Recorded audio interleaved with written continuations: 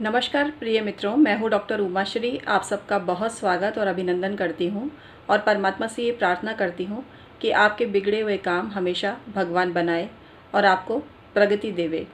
आज का वीडियो हमेशा की तरह बहुत खास है, लेकिन इससे पहले निवेदन है, यदि आपने चैनल को सब्सक्राइब नहीं किया है मित्रों, तो इसे आप सब्सक्राइब कीजिएगा। ये सब्सक्राइब करना बिल्कुल फ्री होता है, आपको पता ही है। इसके अलावा आप अपनी कुंडली का परामर्श भी ले सकते हैं। आपकी कुंडली का परामर्श आप लेते हैं, ये सर्विस मित्रों चार्जेबल है। आज की वीडियो बहुत ज़्यादा ख़ास है। इसलिए ख़ास है कि आज मैं आपको एक ऐसी बात बताने जा रही हूँ जिसके बारे में शायद आपने कभी सोचा भी नहीं होगा। मित्रों, कई बार घर के किसी सदस्य का कोई काम बनता नहीं है, हर काम में रोड़ा अटकता है। जब भी वो इंसान कोई काम करना चाहता है तो तरह तरह की विघ्न बाधाएं उसके काम में आने लगती हैं। यहाँ तक कि स्वास्थ्य का इतना ज़्यादा मामला ख़राब हो जाता है कि हेल्थ इशू बना रहता है। प्रयास करने के बाद भी वो इंसान कोई काम नहीं कर पाता है। तो आज इसी का एक रहस्य खोलने जा रही हूँ। आपकी जो जन्म कुंडली होती है उसमें जिस राशि में चंद्रमा होता है, और चंद्रमा आपको पता ही है किसी न किसी नक्षत्र में तो होगा ही, तो उसके आधार पर पंडित जी निकालते हैं नाम और उस पर रख लिया जाता है नाम। लेकिन मैं आपको ये बता दूँ कि कई बार पंडित जी हालांकि आपके जन्म नक्षत्र और राशि के हिसाब से आपका नाम निकाल के देते हैं और इसमें उनकी कोई गलती नहीं है, क्योंकि उनका काम है। आपने पूछा कि भाई पंडित जी नामकरण संस्कार करना है और नाम बता दीजिए किस राशि पर रखें। जो राशि निकली उन्होंने उसके हिसाब से नाम बता दिया। लेकिन मित्रों, हम रिसर्च कर चुके हैं वही कई वर्षों से, और इसके आधार पर बहुत सारी नई नई चीज़ें मित्रों निकल कर आती है सामने। कई बार पुरानी जो पुस्तकों में बातें वर्णित हैं उसको आज के संदर्भ में मित्रों देखना पड़ता है। परिवर्तन होता है बहुत सी, इसी को शोध बोलते हैं शायद, कि जब पुरातन चीज़ों में से भी आप कुछ आज के संदर्भ में नई चीज़ों को खोजते हैं और किस तरह से उससे लोगों को फ़ायदा मिले, यही रिसर्च होता है मित्रों। और ये रिसर्च आपको पता ही है शिक्षित लोग ही कर सकते हैं। ये कोई दर्प या अहंकार नहीं है मित्रों, ना मद है कोई। लेकिन जो सत्य है उसको बोलने में संकोच कैसा। आजकल क्या ट्रेंड चल रहा है, हर कोई सोचता है कि टोने टोटके करके तंत्र मंत्र करके जीवन में सफलता पाई जा सकती है। तो फिर उद्यम करने की क्या ज़रूरत है, परिश्रम करने की क्या ज़रूरत है। मित्रों, मैं आपको एक चीज़ स्पष्ट बता दूं, ये सत्य है बात, कि जब भी तंत्र प्रयोग के लिए किसी जीव जंतु की हिंसा की जाती है, उसको सताया जाता है, उसको परेशान किया जाता है अपने स्वार्थ के लिए, तो ऐसे इंसान का कभी भला नहीं होता। लोग वशीकरण के लिए उल्टे सीधे उपाय करते हैं, लोग धन कमाने के लिए उल्टे सीधे उपाय करते हैं। हमारे जो देवी देवता हैं इतने सात्विक स्वरूपों में है कि आप उनकी उपासना करके ही सब कुछ प्राप्त कर सकते हो। तो फिर क्या ज़रूरत है गलत तरीके से टोने टोटके करके किसी जीव जंतु को सताने की। कई लोग आपको उल्टे सीधे सलाह देंगे, आप खुद अपना दिमाग लगाना कि आप क्या करने जा रहे हो। एक बार परमात्मा का चिंतन जरूर करना, क्योंकि हर जीवात्मा में परमात्मा का वास है।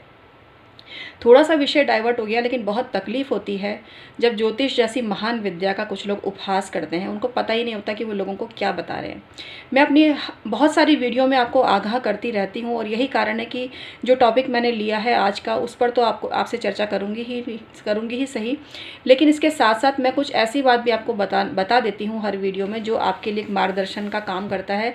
और मैं आपको हमेशा ये बोलूँगी कि तंत्र के क्षेत्र में इतने आगे मत निकल जाना कि कभी फ़ायदे की जगह धड़ाधड़ नुकसान ही होता चला जाए। क्योंकि जो चीज़ किस्मत में नहीं लिखी होती है, जब उसको ज़बरन तांत्रिक प्रयोग के ज़रिए कोई मनुष्य प्राप्त करता है तो उसके साइड इफ़ेक्ट्स ज़रूर होते हैं। तो चलिए आज का वीडियो शुरू करते हैं। मैं आज जो जानकारी देने जा रही हूँ उसका तात्पर्य यह है कि जो नाम रखे जाते हैं उसमें थोड़ी सावधानी रखें। किस तरह से नाम भी किस्मत का कबाड़ा कर देते हैं। गलत नाम रखने से किस्मत का कबाड़ा हो जाता है, सत्यानाश हो जाता है। जैसे कि आपको बताऊँ, मैं जन्म कुंडली के 12 भाव होते हैं, 1 से लेकर 12 तक 12 भाव होते हैं। उनमें कोई ना कोई राशि होती है, जो कि आपकी लग्न में राशि होती है, वो तो लग्न कहलाती है, और चंद्रमा जहाँ बैठा होता है वो आपकी चंद्र राशि कहलाती है। दोनों ही चीज़ें उपयुक्त हैं, चंद्र कुंडली लग्न कुंडली दोनों से फलादेश किए जाते हैं। लेकिन यहाँ जो मैं बात बताने जा रही हूँ आपको वो ये है कि जो छठा घर होता है और 8वां घर होता है और 12वां जो घर होता है वो कुंडली का शुभ नहीं माना जाता है। बहुत सी चीज़ों में अच्छे परिणाम भी हमें इन भावों से मिलते हैं, लेकिन ये भाव प्राय दुष्परिणाम भी देते हैं, कई तरह के संकट भी देते हैं। क्योंकि जो छठा घर है उसका मुख्य जो नाम है वो है रोगेश, रोग वाला भाव। उसका जो लॉर्ड है वो रोगेश कहलाता है, रोग रिपु ऋण का भाव है। तो जिस जातक का नाम छठे घर में जो राशि पड़ती है उसके स्वामी, उसके हिसाब से नाम रख दिया जाए, मतलब स्वामी नहीं, राशि के हिसाब से नाम रख दिया जाए। तो उस व्यक्ति को रोग होगा ही होगा, उस व्यक्ति के जीवन में बीमारी आएगी ही आएगी, चाहे थोड़ी आए या बड़ी आए। अन्य चीज़ें सपोर्ट करती हैं कुंडली की नेगेटिव, तो भी उसके ज़िंदगी में बहुत परेशानी आती है। तो मैं आपसे यही निवेदन करूंगी कि छठे घर में जो राशि पड़ती है और 8वें घर में जो राशि पड़ती है और 12वें घर में जो राशि पड़ती है, उस पर भूल कर भी जातक को अपना नाम नहीं रखना चाहिए।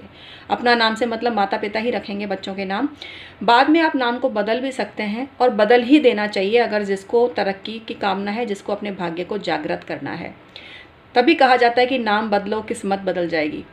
नाम में कुछ अल्फ़ाबेट जोड़ दो, किस्मत बदल जाएगी। ठीक है ना। तो ये जो अष्टम भाव पर जिसका नाम है, अष्टमेश पर जिसका नाम है, उसका कोई काम बनेगा ही नहीं। उसकी ज़िंदगी में बहुत संघर्ष आएंगे, उसको हर पल मुसीबतों का सामना करना पड़ेगा।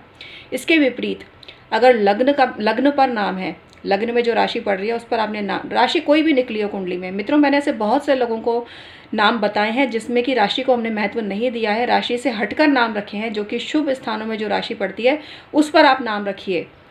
तो चौथे घर के मालिक पर जिसका, चौथे घर की जो राशि पड़ती है उस पर जिसका नाम रखा जाता है, तो वो व्यक्ति ज़िंदगी में सुख तो पाएगा ही पाएगा।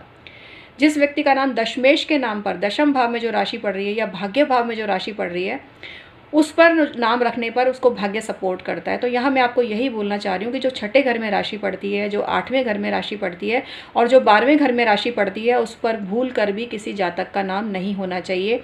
यदि आप में से ऐसे लोग जो ये प्रोग्राम देख रहे हैं और उनका नाम है, तो ज़रा अपनी ज़िंदगी के कुछ अनुभव मुझे ज़रूर भेजना और मुझे बताना कि इस नाम की वजह से आपको कब कब दिक्कत आई है। अब एक समय ऐसा भी आता है जब इंसान सोचता है कि हमारे तो सारे कागजी कार्रवाई जो भी कागज़ में चल रहा है वो यही नाम चल रहा है, कैसे इसको चेंज करें। उसमें आप कुछ अल्फ़ाबेट जोड़कर अपने लिए शुभत्व बढ़ा सकते हैं। मूलांक भी काम करता है। अंक ज्योतिष की बात करें तो जिसके नाम का टोटल 9 बनता है, उसकी ज़िंदगी में झगड़े टंटे अक्सर होते हैं, मार पिटाई लड़ाई झगड़े कोर्ट केस ये सब होते हैं। जिसकी 4 बनता है उसकी ज़िंदगी में भी बहुत संघर्ष आते हैं। इसके विपरीत जिसका जो नाम का टोटल 6 आता है, उसको कम मेहनत के बावजूद भी ज़िंदगी में बहुत ज़्यादा फ़ायदा होता है और उसके पास पैसा भी खूब आता है। तो ये नामों का खेल है, अंकों का खेल है। ज़रा इस बारे में भी विचार करना।